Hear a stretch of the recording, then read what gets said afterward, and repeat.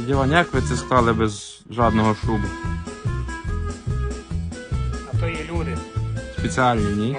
Спеціальними руками. Ані одного. А це що таке? Це чопики, а?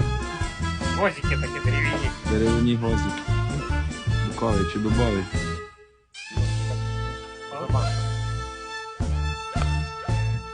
Тепер бляха буде готова.